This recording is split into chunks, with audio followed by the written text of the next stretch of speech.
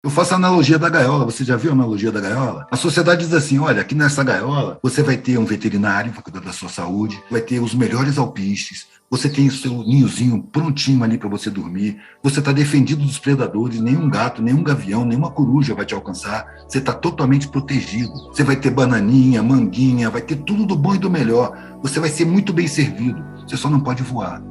Você tem que ficar preso aí nessa gaiola. Você tem que ter medo de voar. E é preciso voar, mano.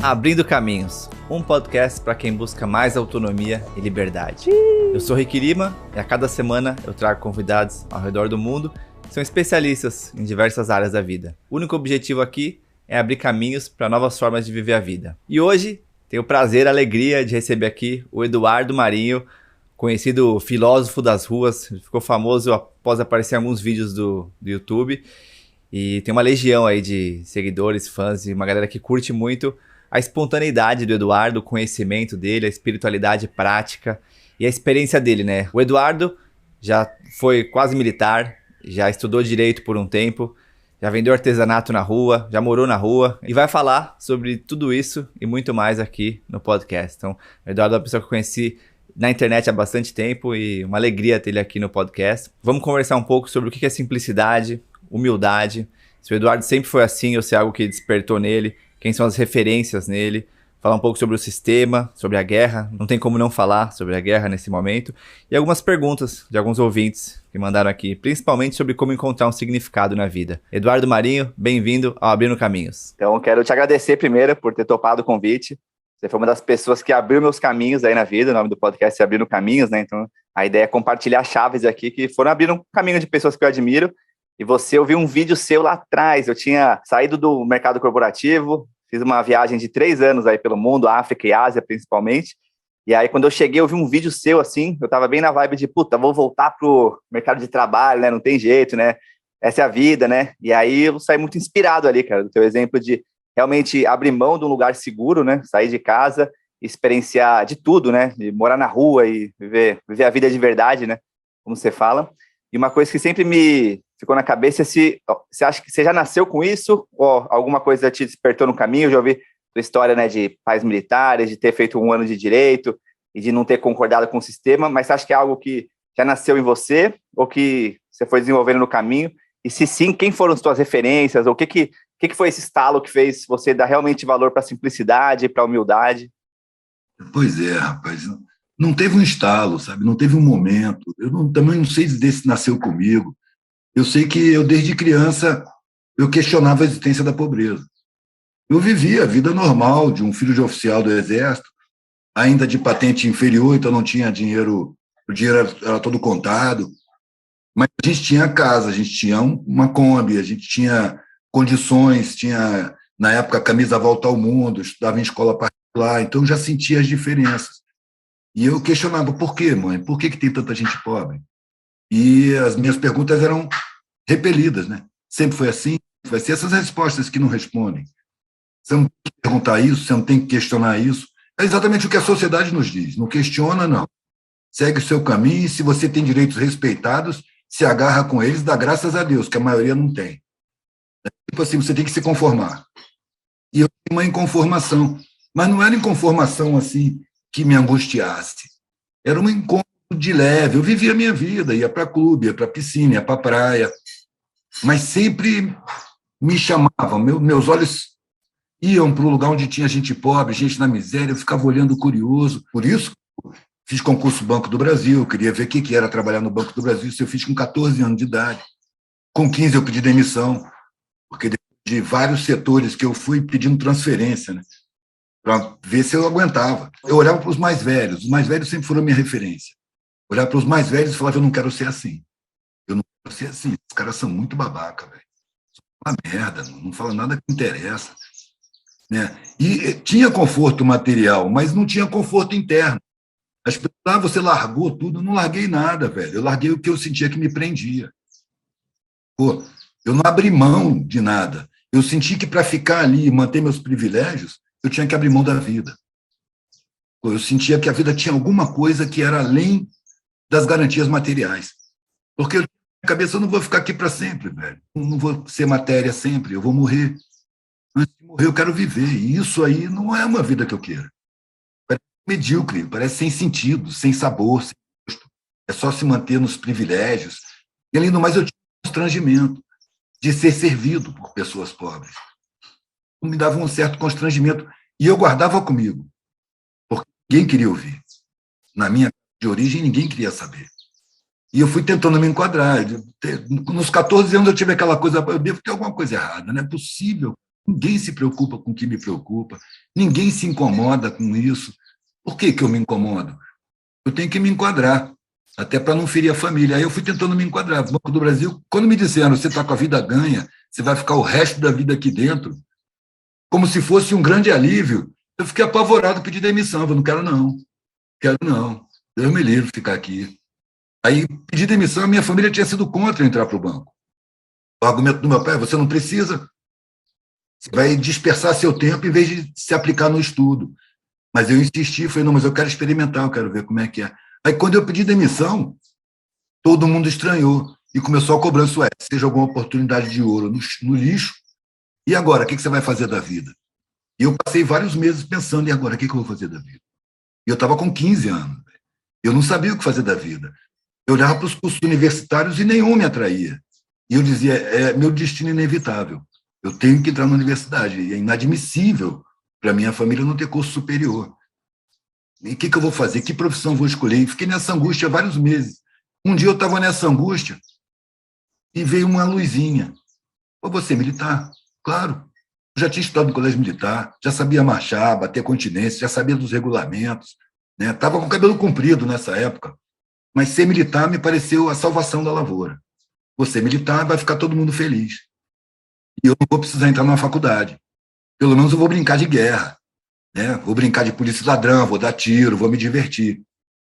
E eu tinha uma visão das forças militares que era passada pelo meu pai. Meu pai era um cara militar, era oficial, mas ele era ingênuo, ele era honesto, ele tinha uma honestidade que beirava o ridículo, mano. Eu vi ele voltar 20 quilômetros para devolver uma garrafa de Coca-Cola, que um amigo meu saiu do clube carregando, ele não percebeu, estava 10 quilômetros distante do clube, ele viu a garrafa, que absurdo, isso é roubo, e voltou os 10 quilômetros, 20 quilômetros para ele devolver uma garrafa de Coca-Cola. Tanto que, em 63, quando se armava o golpe de 64, ele foi transferido para a fronteira com a Bolívia. As minhas primeiras lembranças de infância, eu tinha 3 anos de idade, foi lá em Mato Grosso. Estava longe do teatro de operações. Então, ele passava para mim uma ideia das Forças Armadas como uma coisa assim, nobre, heróica. Um militar nunca agride uma pessoa que não está agredindo ele. Um militar nunca aponta uma arma para uma pessoa desarmada, porque isso é desonroso. Ele tem métodos para imobilizar uma pessoa e evitar uma agressão. Um militar, ele é honrado, ele defende a pátria, defende o povo, defende o território. Então, era uma coisa bonita, cheia de moral. Mas aí eu fui ser militar e comecei a ser treinado. E vi que a coisa era bem diferente. No período que eu passei no Exército, cara, eu fui me tornando violento. E a minha violência era elogiada. Eu fiz várias lutas, eu fui da equipe de tiro, sabe? Eu saía para a rua para arrumar porrada. E era fácil, porque era só procurar uma festa universitária. Eles reconheciam a gente pelo corte de cabelo. Eu entrava lá e não procurava briga, não. Pegava um chopp, ficava bebendo e esperando. Rapidinho, um universitário vinha me agredir. E a gente entrava em 8, 10, separadamente. E quando o agressor chegava, militar, ditadura, pá, era uma provocação, um empurrão no peito, começava uma pancadaria. E aí a polícia não podia tocar na gente. Quando chamavam a polícia olhava, não, isso aí é cadete, cara, não pode fazer nada. Aí ligavam para a PE, a Polícia do Exército. Quando a PE chegava, já tinha acabado a pancadaria, a gente estava sentado, já cansado, eles vinham e davam uma carona para a gente, não tinha nenhuma penalidade, não tinha nenhuma chamada de atenção, pelo contrário. Então eu estava vendo que eu estava sendo induzido a ser violento. Eu fui percebendo nas instruções que a função do Exército não é servir a população, ao contrário. Um dia eu estava numa instrução com um tenente e falei, tenente, e o povo? Ele falou, o povo é uma massa amorfa e acéfala que tem que ser controlada para não se tornar perigosa. Eu falei, peraí, eu estou sendo treinado para fazer parte de uma instituição de repressão. Já comecei a olhar desconfiado. No dia que eu apontei um fuzil para uma manifestação com vontade de atirar, eu tinha chegado de um acampamento, mano, que a lavagem cerebral é muito forte. Tinha sido prisioneiro, tinha sido espancado, torturado, passado frio, fome, voltado a pé 90 quilômetros, metade da tropa caiu desmaiada. Você chega alterado, mano. Você chega com espírito de guerra. Tinha uma manifestação de estudantes. E eu fui convocado para o corpo da guarda com o meu fuzil. E eu joguei a bala na agulha, mirei no cara do megafone e falei, eu estou com o líder na mira, tenente, ordem de fogo. E aí não deu, ele não deixou atirar, travou a arma, chegou a polícia, desfez a manifestação e a gente foi dispensado para dormir. Estava doido para dormir, porque tinha uns 4 dias que eu não dormia no acampamento, tinha acabado de chegar da manobra. E dormi. Quando eu acordei, eu comecei a lembrar, como num sonho, velho. Eu correndo com um fuzil, eu apontando o fuzil para uma pessoa, me deu um frio na barriga. Eu me lembrei que eu tive vontade de atirar, como se eu estivesse num outro estado mental, como se eu tivesse tomado uma droga. E aí, naquele momento, eu falei, não posso ficar aqui. O que está acontecendo comigo? E aí eu tive que encarar a resistência da família. Tive que peitar todo mundo e decepcionar todo mundo, porque as pessoas tinham certeza de que eu estava seguindo a carreira do meu pai. Mas aí era direito meu, mano, eu saí. E aí fui pensando na faculdade, eu queria me enquadrar, velho. Mas eu não sabia qual que eu queria fazer. Foi decidido no último momento, direito, porque foi por eliminação. Eu não queria mais ver matemática, eu não queria mais ver física, eu não queria mais ver biologia, química, nada daquilo eu queria ver. E aí as únicas faculdades que não tinham nada disso era direito e artes. A artes era inviável para minha família. A arte não era uma coisa séria. A arte é uma coisa para as horas vagas, é hobby. Então, a arte estava fora de questão. Aí eu entrei para direito. Mas era mais para satisfazer a família. Mano. Em 10 meses eu não queria mais. Eu fui ficando angustiado. Eu fui pesquisar o que era o direito. Eu fui ver um julgamento.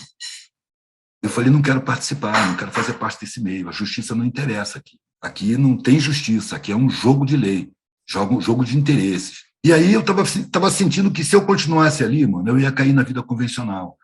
Eu vou seguir uma vida medíocre, sem substância, sem sentido. O único sentido seria eu garantir meus privilégios materiais.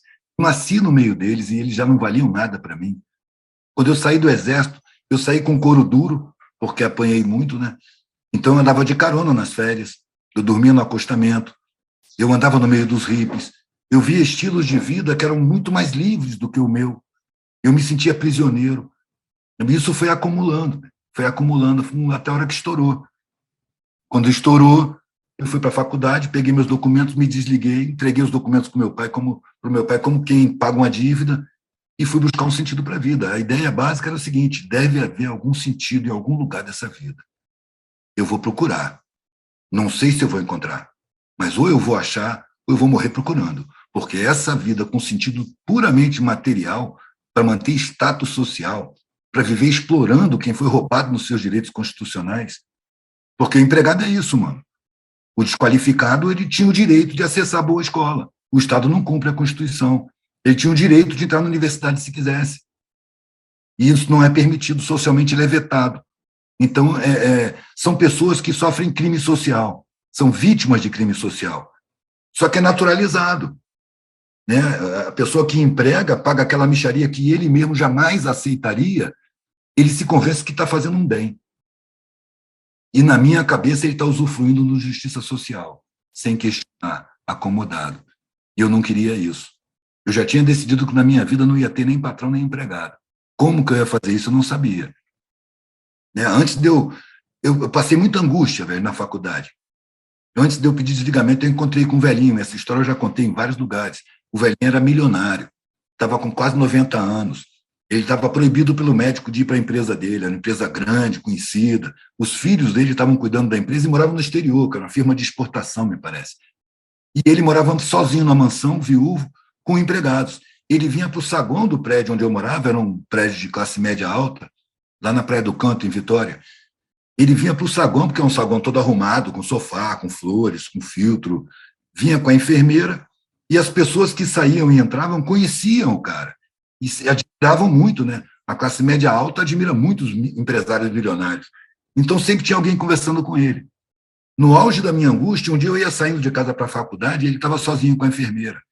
E ele, não sei porquê, isso aí eu atribuo a coisas da espiritualidade, coisa que minha razão não alcança.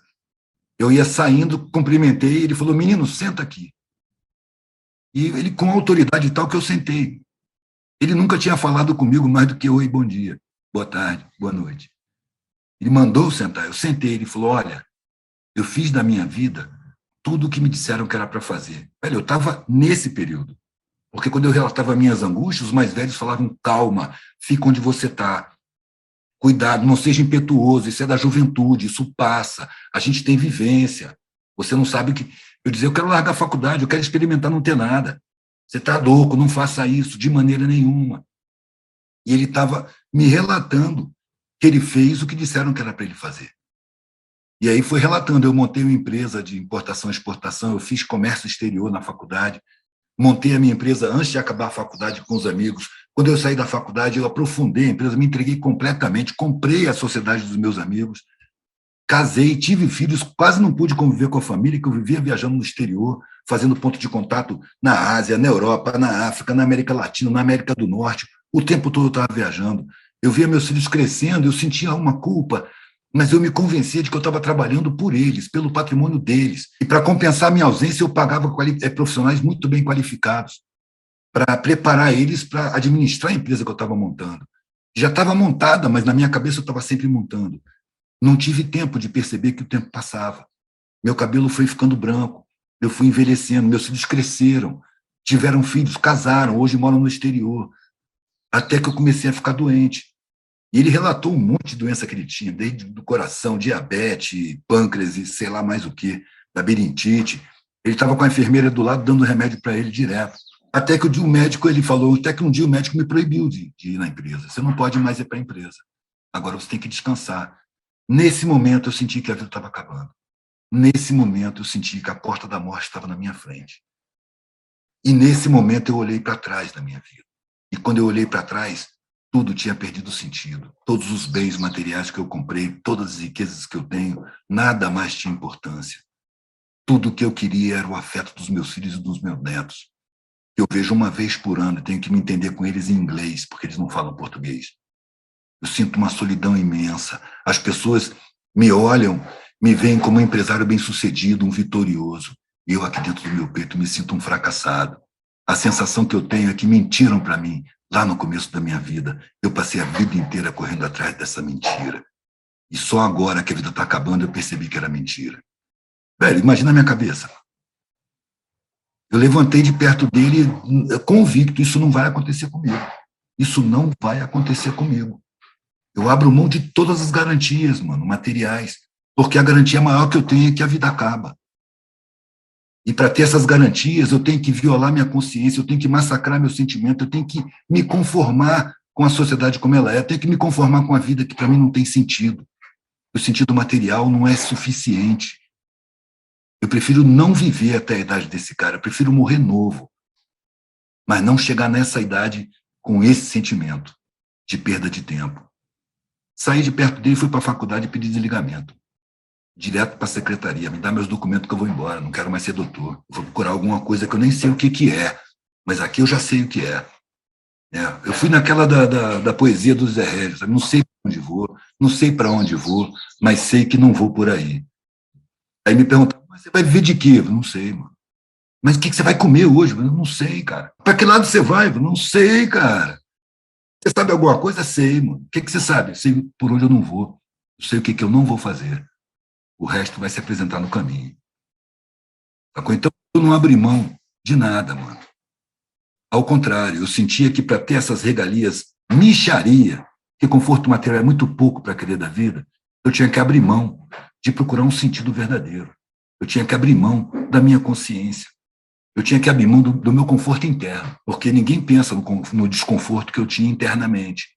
As pessoas não pensam no desconforto interno. Quando elas sentem, tomam antidepressivo. Aqui eu não ia tomar antidepressivo, eu podia tomar todas as drogas, mas não para fugir. Fugir da realidade. Eu queria ver qual era a realidade. Aquela realidade que me apresentavam não me parecia a realidade de verdade. Parecia um mundo cênico.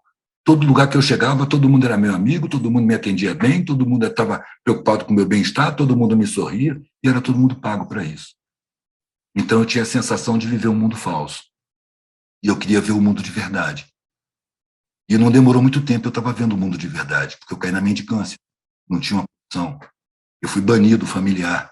Todos os meus amigos cortaram a relação. A última frase que eu ouvi dos meus pais foi: você para nós é um filho morto.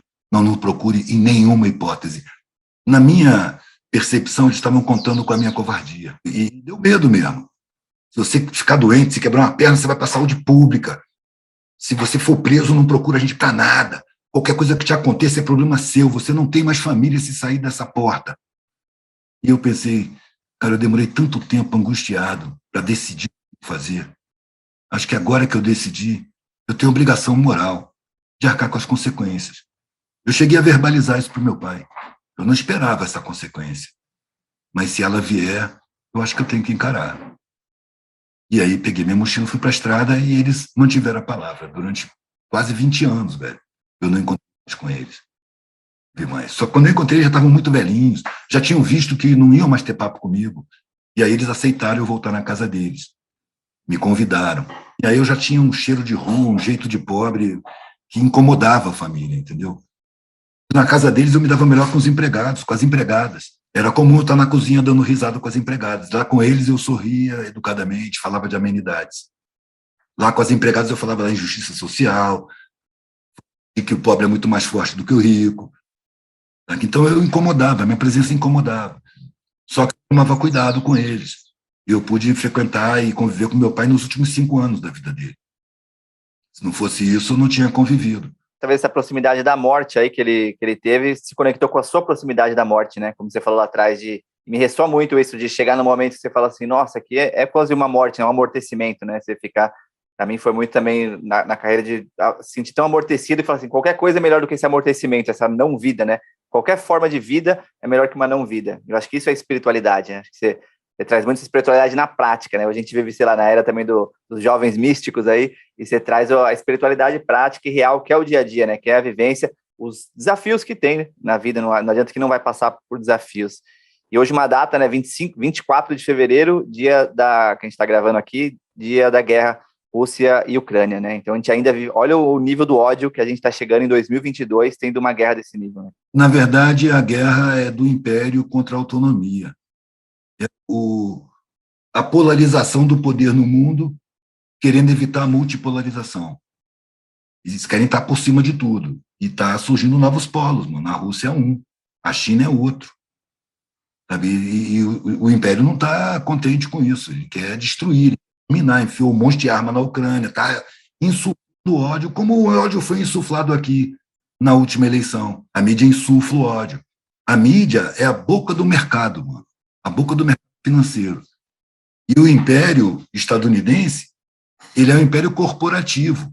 Não é o país Estados Unidos.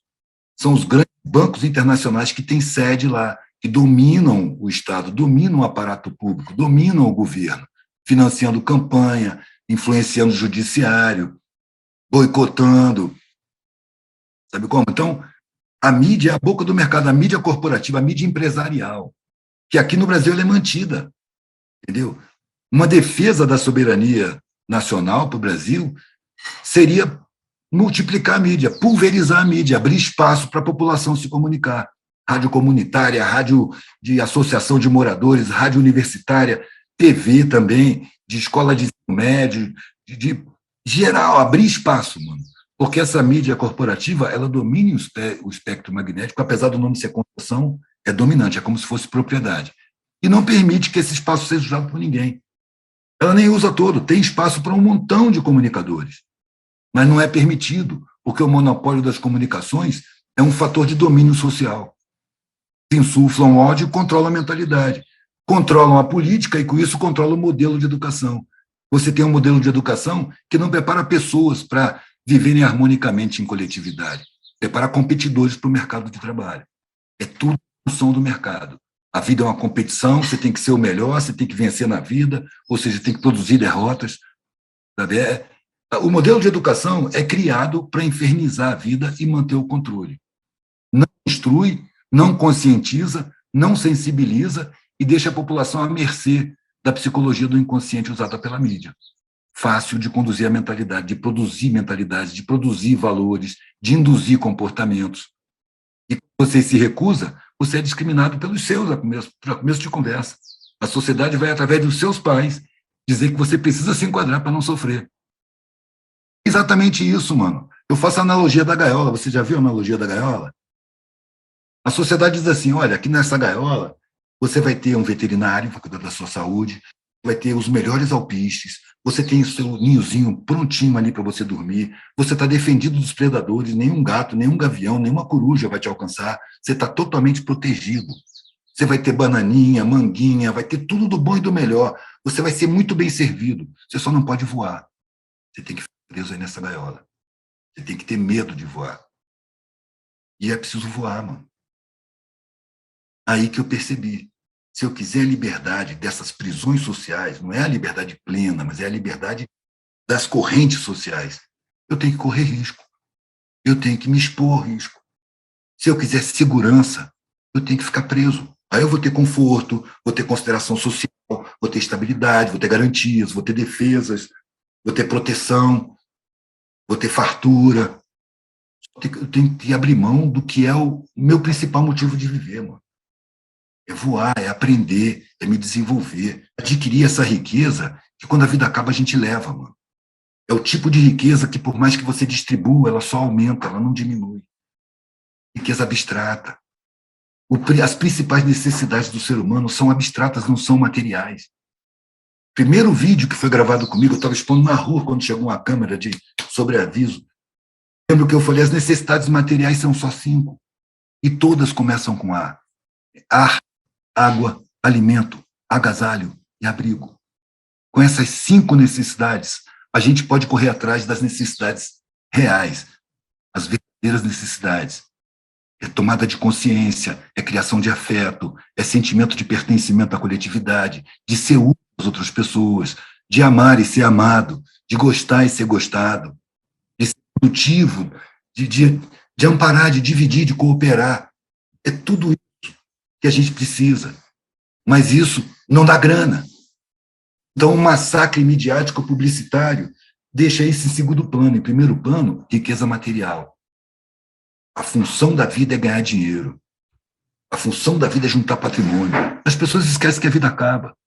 E eu acho que é dada a ideia de que a morte é uma tragédia, uma desgraça, sabe? É um mal que acontece e que você nunca vai morrer. Sabe como? Que você perdeu sua mãe, você perdeu seu pai, as pessoas morreram, você perde. Não é mentira, mano. A morte é uma consequência natural de ter nascido. Vida não é o contrário de morte. Nascimento é o contrário de morte. Você entra pelo nascimento, você sai pela morte. Isso é uma certeza. E se a gente leva isso em conta, os valores da vida mudam. A gente não está aqui para ficar. A gente está aqui para passar. Riqueza material, patrimônio, status, admiração pela matéria. É muita falsidade e não satisfaz. Não satisfaz. Cansei de ver empresário rico tomando antidepressivo. Uai, se o cara é empresário e é rico, se ele conseguiu o objetivo da vida, por que ele está deprimido? É porque não satisfaz, mano. Não satisfaz. É uma ilusão. E eu vi essa ilusão. Então você me encontrava anos depois, mano. Eu podia estar dormindo no papelão. Eu estava no desconforto total. Eu podia estar sendo acordado com butinada da polícia. Eu estava confortável comigo mesmo. Eu estava confortável com a minha consciência. E o que eu mais queria tinha acontecido, mano. Que a sociedade fosse sincera comigo. Não digo ninguém finge, mano. Quem é ruim, mostra que é ruim. Quem é bom, mostra que é bom. Ali, naquela situação, eu não via mais sorriso falso. Eu não via mais bajulação. Os interesseiros me olhavam com desprezo. E esse desprezo não me incomodava porque ele era sincero. Por que eu vou levar em conta a opinião de uma pessoa que é capaz de desprezar outras pessoas? Essa pessoa não merece a minha consideração, não merece que eu leve em conta o que ela pensa. Ela está condicionada pela sociedade, ela tem um pensamento pequenininho. Eu vejo ela com muita nitidez, e ela não me vê com nitidez, porque ela está levando em conta a minha forma, não o meu conteúdo. A minha forma está mendiga. Meu conteúdo não. Eu sou um ser humano. Eu estou aprendendo, eu tenho minha riqueza. Eu não tinha medo. O meu maior medo era chegar no fim da vida e me arrepender da vida que eu vivi. E ter vergonha, e ter aquela sensação que eu tanto vi em tantas pessoas, mano, que teve vida em vão.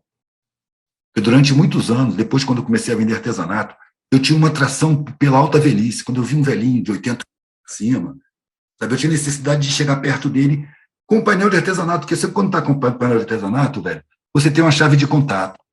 Pode abordar qualquer pessoa. Quer dar uma olhadinha? Então, eu sabia que os velhinhos não compravam nada, mas eu ia para perto e falava, quer dar uma olhadinha? Não, meu filho, eu não compro isso não. Posso fazer uma pergunta? O que você acha da vida? A vida vale a pena? Você acha que viver valeu a pena para você? Eu queria saber, porque eu fui contra todos os mais velhos da minha família. O que eles falavam? Então, esse é dos mais velhos. E eles confirmavam a minha escolha. Cada um do seu jeito. Mas era muito comum a repetição. A vida passou que eu nem vi. Que é uma pergunta inusitada, né? Acho que é uma pergunta que talvez ninguém nunca fez para ele, né? Talvez. E eles ficam ali naquele isolamento, velho, porque quando eles chegam nessa idade, é uma coisa comum a todos eles. Todo mundo que eu conheço já morreu. Isso aí eu ouvi de praticamente todos, mano. Eles ficam sozinhos. São poucos os que chegam na alta velhice. E aí ele convive com os mais novos, que tratam eles como imbecis, velho. Ai, vovozinho bonitinho. Velho, se eu chegar na alta velhice, se alguém me tratar assim, vai ouvir desaforo pra caramba. Me respeita, seu fedelho. Não sou idiota. Tá coisa? Então o cara fica isolado, mano. E ele sente que tá acabando. Aí quando eu chego e pergunto, ele tá doido para falar. A vida passa, eu não vi. Meu filho, passei a vida inteira pagando carneiro, nem vi passar. Quando eu vi, eu já estava para morrer. A vida não vale nada, a vida é vazia. Então, estavam confirmando as minhas escolhas. Tem muita gente hoje que está nesse momento aí, né? Muita gente me pergunta, né? Inclusive, mencionar 2 pessoas aqui que perguntaram, Gustavo Menezes, como encontrar um significado na vida? A Bia Soares, me sinto perdida comigo mesmo, no vazio, como reencontrar a identidade na minha vida? Então, muita gente, eu tô ouvindo recorrentemente essa pergunta, assim, né? Para chegar nesse lugar que você está falando de presença, de interesse, de sentir realmente íntegro, de acordo com seus valores e princípios, e olhar para trás e falar assim, não vou me arrepender por o que não vivi, mas não sabe muito bem como fazer isso, né? Como é que você responde isso? É muito difícil, velho, você escapar das induções sociais. A sociedade incute os seus valores. E você acha que se você tiver uma roupa ruim, rasgadinha, você se torna inferior. Isso é uma indução social. A sociedade induz os seus valores, induz os seus comportamentos, impõe uma normalidade, que é a normalidade torta da sociedade, e induz também os medos. O medo da miséria, o medo da fome, o medo do acidente, o medo da saúde pública, o medo do abandono, o medo do preconceito. O que eu fiz foi caçar dentro de mim quais eram as induções mais fortes. Será que o que eu quero da vida sou eu mesmo quem quer? E esses medos que eu tenho? De repente eu percebi que eram medos induzidos e que eu tinha um medo muito maior, que era o medo de viver em vão. O medo desse sentimento de chegar no fim da vida e olhar para trás com sensação de perda de tempo, de vazio. É preciso a gente olhar para dentro da gente e fazer uma revolução. Porque muito do que a gente pensa não foi a gente que criou.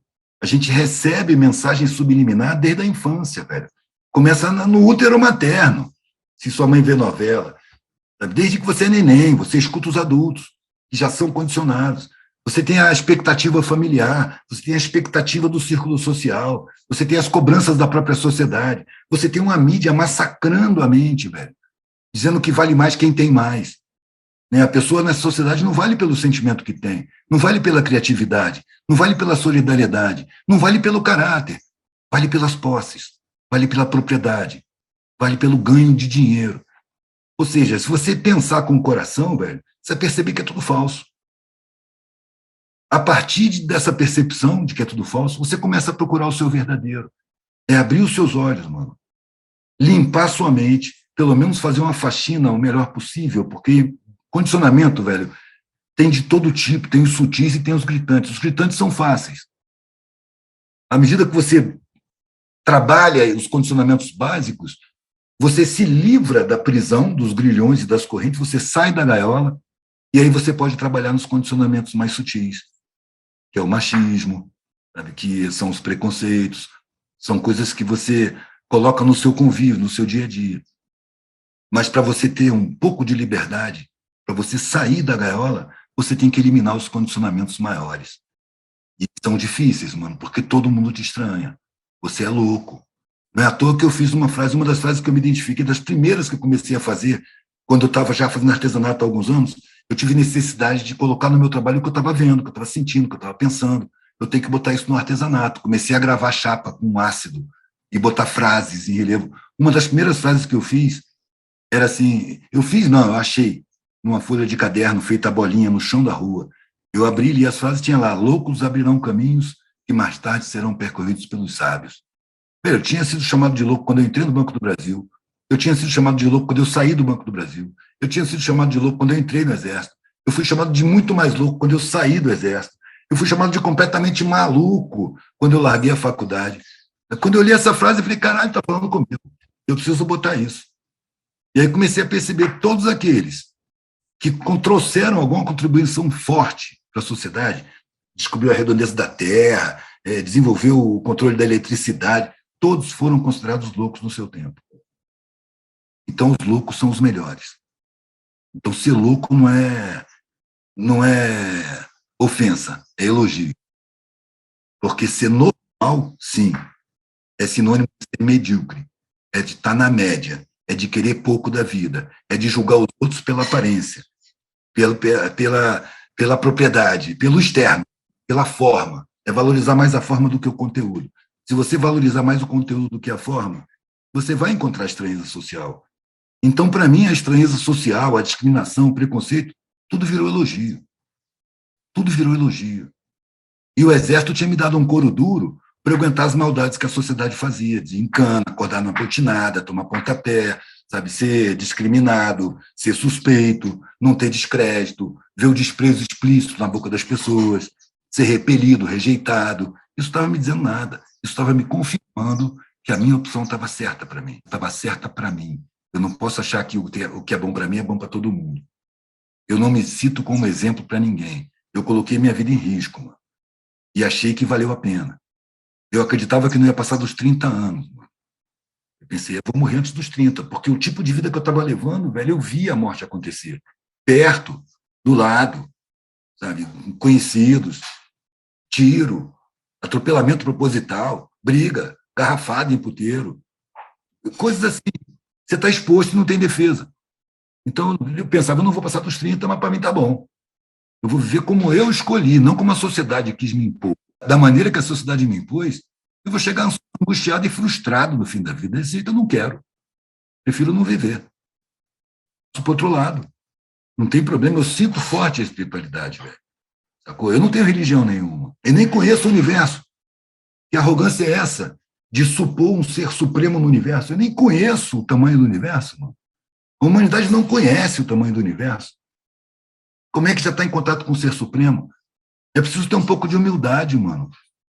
É aí que eu digo, eu me abraço com a minha ignorância para não cair no ridículo, velho. De estar explicando o inexplicável, concebendo o inconcebível e acreditando para não ser penalizado. Ou você acredita ou você vai para o inferno. Eu não posso acreditar nisso, velho. Isso é o jardim de infância espiritual. Eu espero já ter passado do jardim. Tudo bem, não passei do pré, mas do jardim eu saí, mano.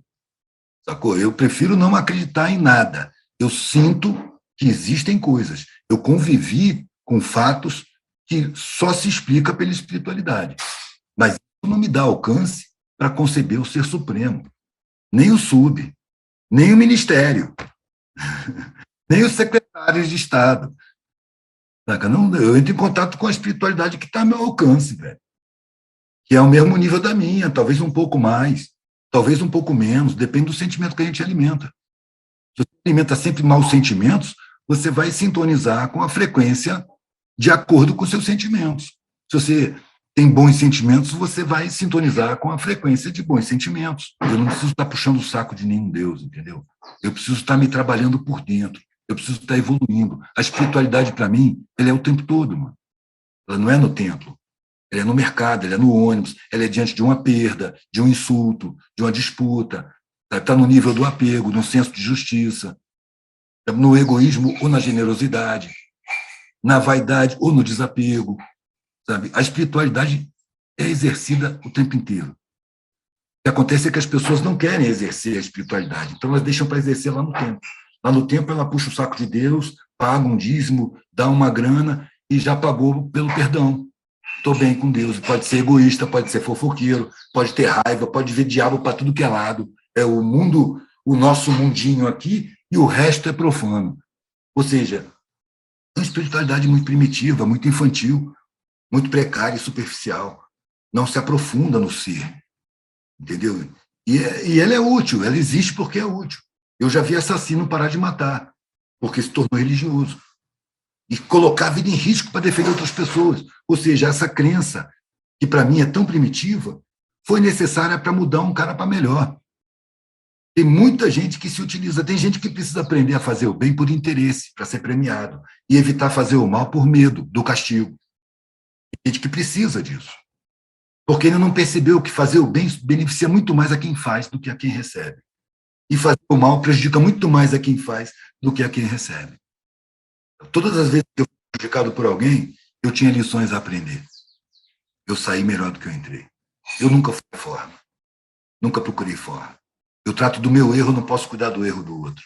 Se o cara me traiu, ele cometeu um erro espiritual de trair a confiança dada. É um erro grave para mim.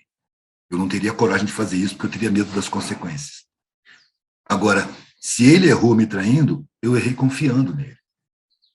O meu erro eu posso cuidar, do dele não. Que sinais ele me deu de que ele tinha um caráter traiçoeiro? Se eu puxar pela memória desde o momento que eu conheci, eu vou ver que em vários momentos ele me deu sinais de caráter. E eu não levei em conta. Por simpatia, por afeto, não, isso aí é equivocado. Velho, mas é batata. Todas as vezes que eu fui traído, eu puxei pela memória e percebi que a pessoa tinha me dado sinais de caráter. Numa conversa sem compromisso, numa opinião dada, num comentário a respeito de um acontecimento, a pessoa revelou o caráter dela. Eu levei em conta. E aí eu aprendia. Depois daquela traição, eu ficava, como que eu podia ter percebido? Aí, pá, de repente eu me lembrava, cara, aquele papo, aquele comportamento, aquela atitude, foram sinais. E aí, a partir dali, eu começava a perceber. Em outras pessoas. Porque o cara que faz o mal, velho, ele vai embora.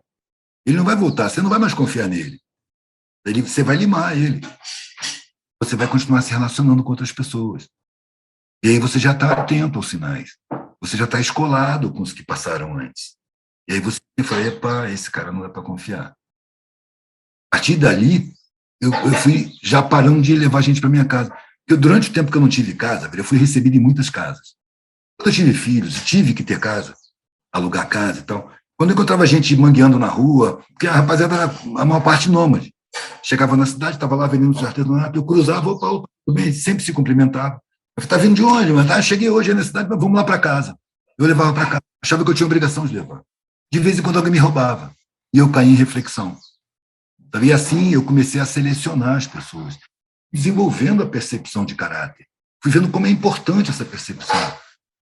Então não foi assim, um desenvolvimento da capacidade evolutiva. Não, velho, foi uma relação de defesa própria, na convivência normal, cotidiana. Começa a perceber e você não pode se deixar enaltecer por isso. Você não pode deixar que isso faça você se sentir melhor. Porque se eu sou melhor do que você em alguma coisa, você vai ser melhor do que eu em outra. Mano. Eu tenho que buscar o seu melhor. Eu tenho que oferecer o meu melhor. E a gente não está competindo, velho, porque isso é indução da sociedade. Eu posso ter atitudes melhores. E isso eu procuro ter. E se alguém tem atitudes piores do que a minha, para mim é porque esse alguém anda distraído. Velho. As pessoas que sofrem e se lamentam, entram em depressão, ou se revoltam e procuram culpas, elas perdem a oportunidade de aprender. Sacou? Porque sofrimento é fonte de aprendizado. Eu não estou aqui fazendo apologia do sofrimento, não. O problema é que o sofrimento é inevitável. Periodicamente a gente vai ter que encarar algum sofrimento, alguma perda, alguma coisa assim. E é preciso a gente aprender a tratar com ele. E aprender sem se desequilibrar. E à medida que você vai aprendendo, você vai evoluindo, você vai melhorando sua maneira de ser e você vai ganhando qualidade de vida. Você já não entra em desespero, você já não tem ódios profundos, você já não quer forra. Você já não fica inconformado, você desapega. Você sabe que tudo passa, velho. Se a vida passa, por que você vai se apegar a alguma coisa? Tudo aqui é passageiro. Nem o corpo nos pertence, velho. Ele é composto dos minerais que estão na natureza. Quando a gente desabitar o corpo, a natureza vai resgatar ele, vai decompor em minerais de novo, vai alimentar a terra. Então a gente não pode estar apegado nem ao corpo, quanto mais às coisas. A gente não pode estar apegado nem à vida. Quando parte uma pessoa que eu gosto muito, primeiro eu agradeço por essa pessoa ter vivido. Depois eu desejo boa viagem para ela. Porque se eu ficar inconformado, eu sinto que o meu sentimento vai atrapalhar o caminho dela. É preciso desejar boa viagem. porque ela foi para o meio mais sutil, onde os nossos sentimentos interferem com muito mais força do que aqui na matéria. Então é preciso não lamentar a morte de ninguém, porque, afinal de contas, quem morre foi para um país, vamos dizer assim, que a gente também vai. Ninguém vai ficar aqui para sempre, não. Né? Quando eu vejo pessoas entrando em depressão porque morreu o pai, morreu a mãe, eu digo, cara, quando você nasceu, teu pai e tua mãe estavam aqui já, tinha décadas. Você acha que vai ficar aqui para sempre? Você vai morrer também. E quando você morrer, eles vão estar lá também há décadas. É o mesmo processo, aonde há afeto, há sintonia. Se existe amor entre você e seus pais, você vai encontrar com eles. É só você ir para a dimensão onde eles estão. Ninguém fica aqui. Ninguém perde. Ninguém. Você perde de vista, mano. Sacou? Porque a figura foi para uma outra dimensão. Mas daqui a pouco você vai também. Acalma o coração e vai vivendo o que você tem que viver o melhor possível. Porque isso tem prazo, a vida acaba. É bom ter sempre isso em mente. A vida acaba. É bom ter isso em mente, inclusive para a gente escolher os valores que a gente tem na vida. A vida acaba, a gente não está aqui para sempre. As pessoas botam na cabeça que a morte é uma desgraça, velho, e vivem como se nunca fossem morrer. É como disse aí um sábio oriental, as pessoas vivem como se nunca fossem morrer e morrem como se nunca tivessem vivido. Só que a vida não tem significado.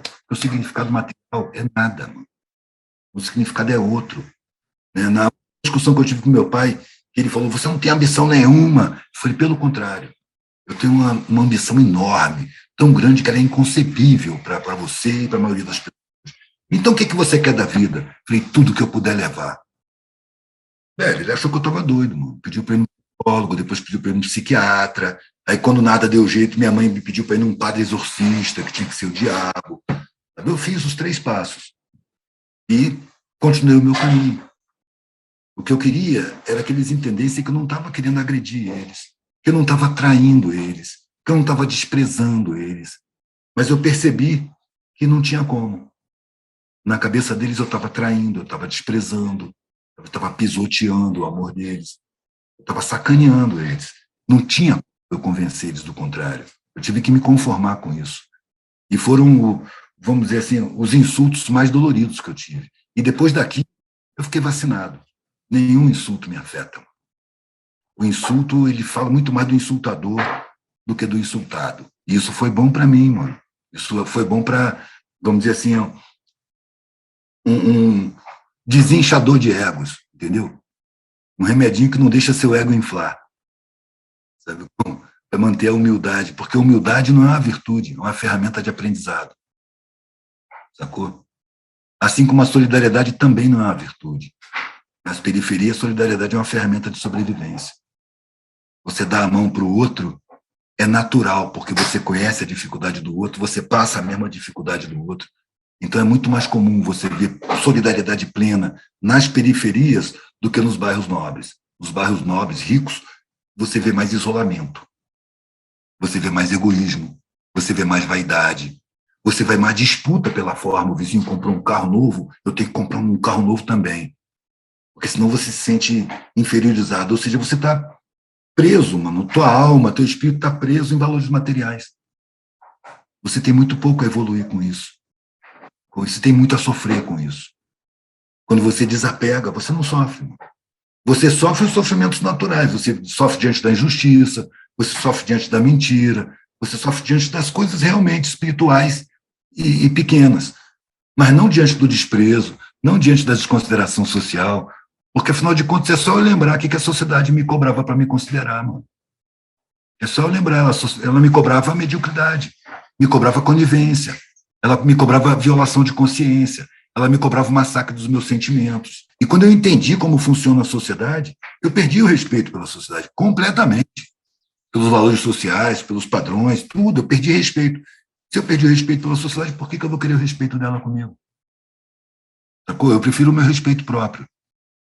É o único respeito que a gente não pode abrir mão, é o respeito próprio. E para eu estar bem na sociedade, bem visto, bem tratado, bem quisto, eu tinha que faltar com o meu respeito próprio.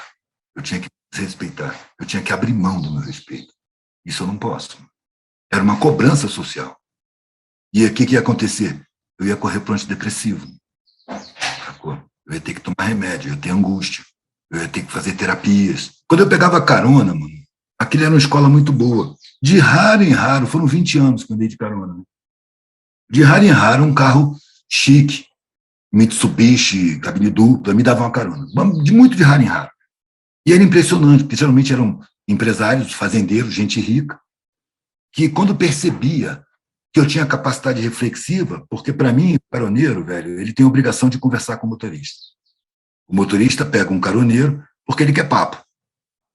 Entendeu? Então, a ética me diz que o cara quer papo, então eu vou conversando. Eu entro e começo a conversar. E se o cara gosta, da linha, a gente vai batendo papo. Quando esses caras percebiam que eu tinha capacidade reflexiva, eles contavam coisas, mano, que eu sentia que eles não contavam para ninguém. Por um motivo muito simples. Porque eles iam revelar uma fragilidade interna. Na opinião deles, essas angústias eram fragilidades. Eu me lembro, quando estava na escola ainda, que eu ouvi essa frase: não mostra o teu sentimento para ninguém, porque senão você vai parecer fraco. Esconde o teu sentimento, porque ele é a tua fragilidade. É uma grande mentira. O sentimento é a nossa fortaleza. Quando você respeita ele, quando você leva ele em conta, ele é a nossa fortaleza. Mas esses caras, eles estavam imersos nos valores sociais.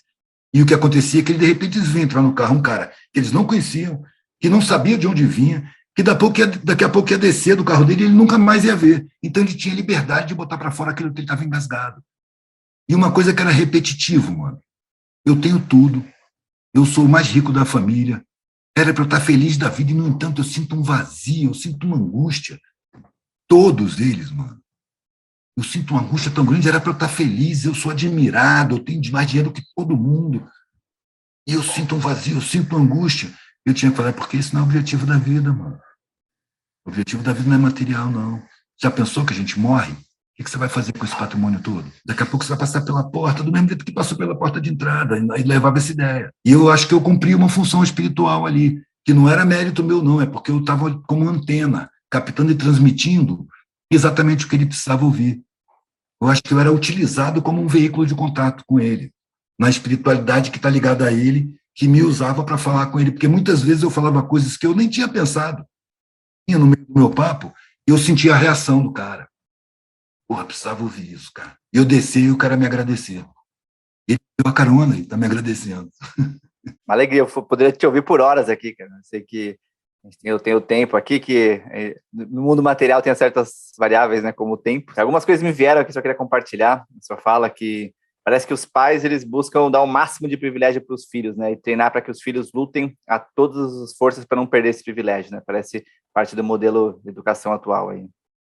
Cabe questionar o que esses pais consideram privilégio. Porque eu ofereci privilégios para meus filhos, mas o privilégio foi ver o mundo pelão. O privilégio foi conviver com um mendigo e perceber que são pessoas. Que tem mendigo gente boa e mendigo gente ruim. Tem mendigos interessantíssimos e que ali tem uma solidariedade muito grande. Sabe? Eu acho que eu ofereci privilégios, mas na minha concepção de privilégio. Porque os privilégios materiais não são privilégios, acabam sendo fragilidades. Imagina esses meninos que os pais fazem todas as vontades. A vida não faz assim não, velho. A vida não dá fácil o que você quer. A vida não te trata com toda a consideração de um pai e de uma mãe. Às vezes eu vejo meninos tão paparicados, dá vontade de perguntar para os pais. Eu não pergunto porque a reação é violenta, mas dá vontade, que tipo de adulto você pensa que está criando, né?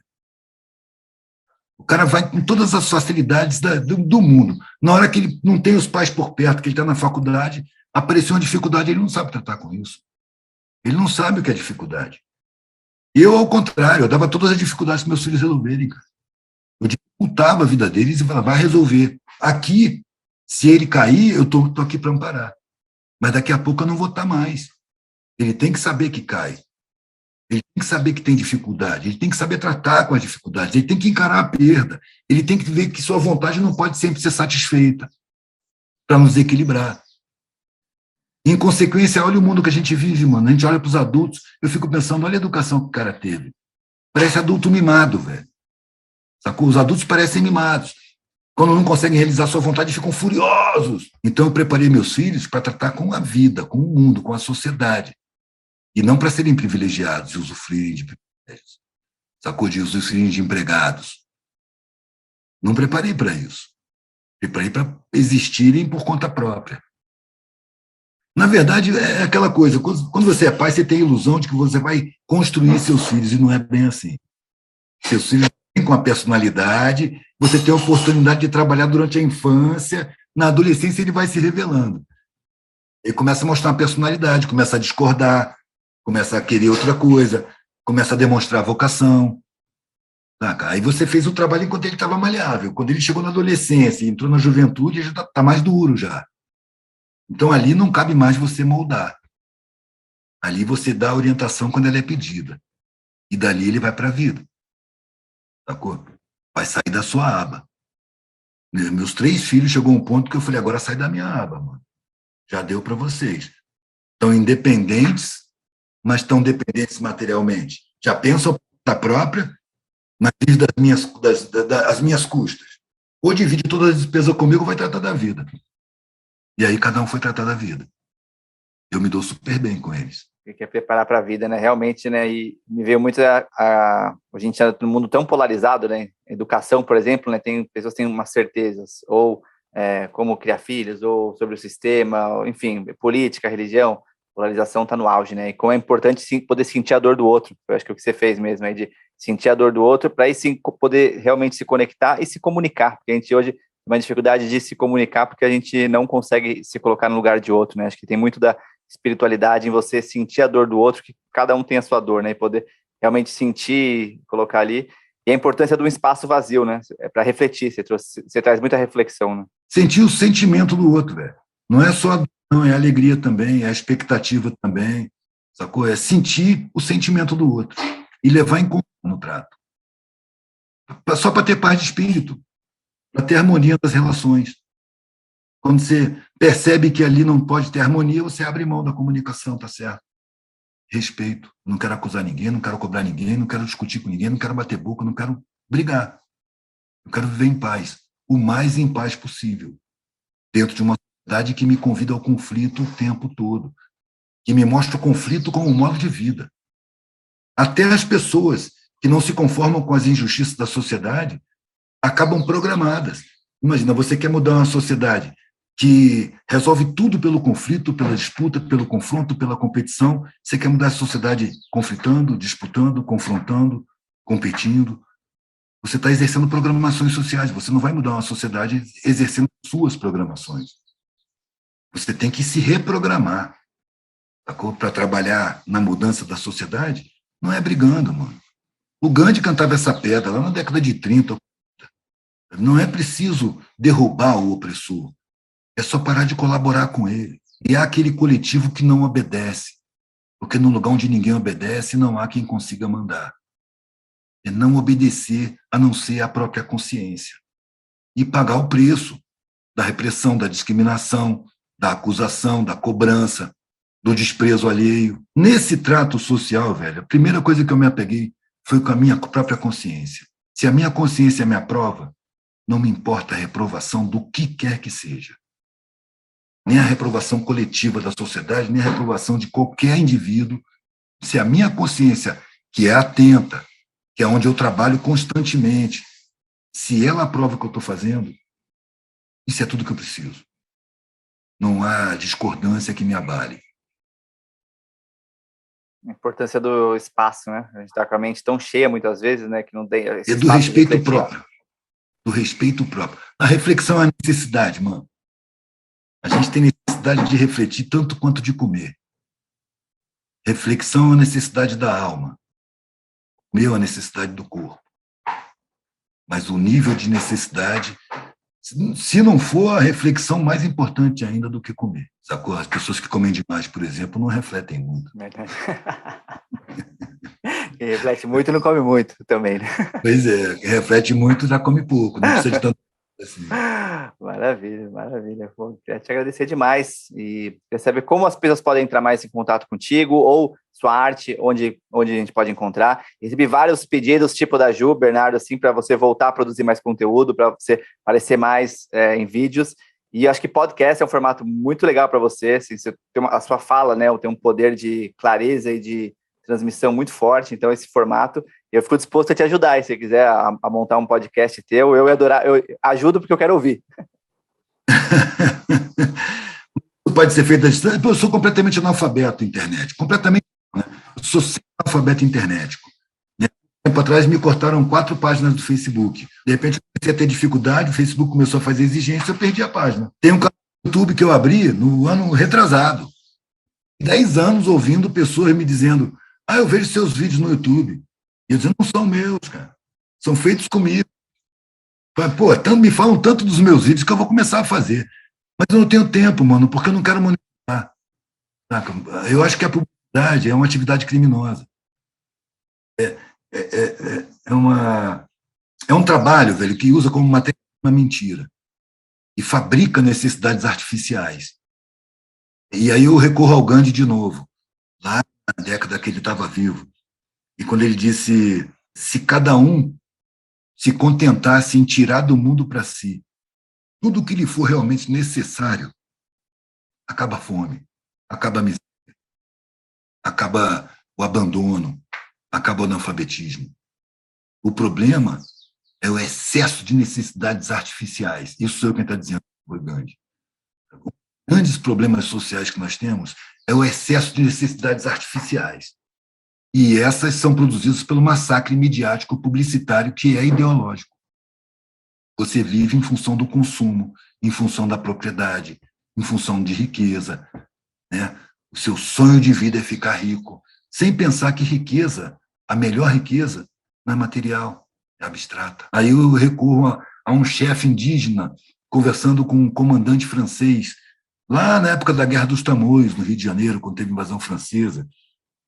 Eles falavam: para que vocês precisam de tanto pau-brasil? Tanto sacrifício que vocês fazem para estar cortando esse sofrimento, vocês não têm tempo para viver. Não, é para tingir tecidos na Europa. Pô, mas tem tanto tecido para tingir assim? Não, porque vende para outros, e o cara que faz esse tecido fica muito rico.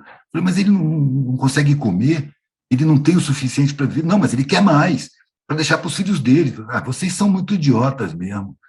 Porque aqui nós também amamos nossos filhos. Mas nós vivemos nos divertindo, a natureza dá tudo que a gente precisa, do mesmo jeito que eu consegui tudo que eu precisei para viver, os meus filhos também vão ter tudo o que eles precisam para viver. E assim a gente pode ter prazer na vida. E não ficar sofrendo o tempo todo para acumular o que a gente não precisa. Isso era um chefe índio. Não é à toa que eles foram massacrados também, eles eram subversivos. A ideologia indígena é subversiva completamente a essa sociedade que a gente vive. Esse é um dos motivos pelos quais eles não são assimilados, não são respeitados. Porque o sistema não pode assimilar, nem achar que merece respeito, uma ideologia que desmoraliza completamente os valores dessa sociedade, que bota no ridículo, mano, que mostra como é importante o sentimento de integração na coletividade, muito mais do que o egoísmo plantado pela sociedade, que bota na cabeça de todo mundo que o mundo é uma arena competitiva e que você tem que ser melhor do que os outros. A gente tem muito a aprender, mano, com os povos indígenas. Agora precisa a gente se limpar dos condicionamentos dessa sociedade que induz a gente a desprezar os povos indígenas. Eles estão muito além, espiritualmente, do que a civilização europeia. Assim como também, se você pensar direitinho, mano, chega a ser ridículo a admiração que a gente tem aqui pelos colonizadores. Os euro-estadunidenses, porque os Estados Unidos foi uma colônia, mas foi uma colônia de povoamento, não foi uma colônia de exploração como aqui. Houve uma mudança de um povo da Inglaterra para os Estados Unidos para ficar, para construir o novo mundo. Não era como aqui, os europeus vinham para extrair riqueza e voltar para a Europa rico. Aqui foi outra história. Então, lá nos Estados Unidos, o Império da Grã-Bretanha criou um filho que hoje abriga os descendentes dos grandes banqueiros corporativos que dominam a Europa desde a Idade Média.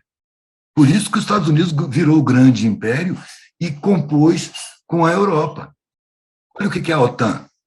É uma organização armada que reúne os países europeus sob comando não declarado dos Estados Unidos. Sacou? Eu acho que isso, com esse problema agora com a Rússia e com a China, está na beira de se desfazer. Mano. Os Estados Unidos quer jogar a Europa no fogo. Sacou? Ele quer fazer uma guerra que é longe do território dele. Agora é a hora dos europeus falar: peraí, também não é assim. Os europeus são subalternos aos Estados Unidos. Não ao povo estadunidense, não ao país em si. mas as grandes corporações, o poder econômico que domina o aparato estatal. E como eles continuam colonizadores, a colonização não acabou, não, ela só foi desburocratizada. Ela continua. É colonização econômica, colonização social, colonização política, colonização mental, colonização cultural, que faz as pessoas olharem para a Europa com muita admiração, sem perceber que eles foram os bandidos durante séculos que extraíram daqui aquela exuberância lá. Eles devem ao mundo inteiro. E nessa ocasião que eles estão compondo entre colonizadores para a guerra da Ucrânia, agora eles estão no fogo, mano. Eu acho que isso faz parte da transição planetária. Vai quebrar esse grupo colonizador e vai dar margem ao surgimento de outros polos. Um mundo multipolarizado, sacou? Eu acho que é o que está acontecendo. Acabar com essa admiração artificial pelos nossos exploradores, pelos nossos colonizadores, e criar autonomia mental. Isso é com a sociedade, isso é com o mundo, isso é no planeta inteiro, e daqui a um tempo a gente vai perceber que é com outros planetas também. Como disse aqui um filósofo aí, né, que olhando para as dimensões espaciais, astronômicas, você considerar que só tem vida aqui na Terra é uma enorme incoerência, um enorme desperdício de espaço. Sacou? Isso aqui não é nada. O nosso Sol é uma estrela anã. Ela faz parte de um concerto universal de bilhões e bilhões e bilhões de galáxias, cada uma com centenas de bilhões de estrelas. Cada estrela é um sistema solar. Sistemas solares com milhares de planetas, com centenas de planetas, com dezenas de planetas. O nosso sistema solar tem uma estrela anã, que é o Sol, e tem 8 planetas. É um dos maiores sistemas conhecidos. Por que só vai ter vida aqui, irmão? A gente faz parte de um concerto enorme e não tomou consciência disso ainda, porque não chegou a hora. Está chegando. Isso tudo faz parte dessa transição planetária que a gente está vivendo. E está começando. E os povos originários aí, os indígenas, são os guardiões aí disso, né? O primeiro episódio dessa 4ª temporada foi com a Chay Suruí. Então a gente falou muito sobre a importância realmente a gente passar a gente admira tanto os colonizadores, né? Admirar quem realmente está segurando as pontas ali, né? Então eu te agradeço demais, Edu, pelo tempo, pela energia, pela troca, pelos aprendizados, pela inspiração, pelos últimos anos aí que você inspirou a mim e várias pessoas que eu conheço aí a buscar essa verdade interior. Então te agradeço demais aqui pelo papo. Valeu mesmo. Eu queria, inclusive, aproveitar isso aí, velho. Você disse que eu abri caminhos para você e para outros. Não abri caminho para ninguém. Eu estou dizendo o que eu vejo, o que eu penso, o que eu sinto. A vida coloca no caminho das pessoas os recados necessários nesse caminhar. Você abriu seus caminhos. Num ponto do caminho, acendeu uma luzinha ali que passou através de mim. Que eu não sabia que era você e não estava preocupado em fazer você entender nada. Sacou? Eu fui usado como antena para fazer transmissão e aí de luz no caminho de quem tem disponibilidade para isso. Porque se não tem disponibilidade, você me taxa de maluco, você diz que eu sou comunista, você me desqualifica e esquece que eu existo. Sacou? Então, se eu servir de antena para alguma mensagem que você deu proveito, sou eu quem tem que agradecer, porque é sentido da minha vida. Nossa, valeu, gratidão demais, tamo junto, obrigado Valeu, mesmo. Parceiro. Valeu demais, galera, por escutar a gente. Semana que vem tem mais. E se você curtiu esse episódio, dá uma olhada no episódio com o André Baldo, a filosofia como forma de viver a vida, onde a gente fala muito sobre estoicismo e outras filosofias práticas aí no dia a dia. O Eduardo é um cara que inspira demais, espero que vocês tenham gostado. Semana que vem tem mais, que abrindo caminho. Se curtir, lembra de mandar pra alguém, lembra de acompanhar a gente no Spotify, seguir a gente no YouTube. Tamo junto, semana que vem tem mais, galera. Ih!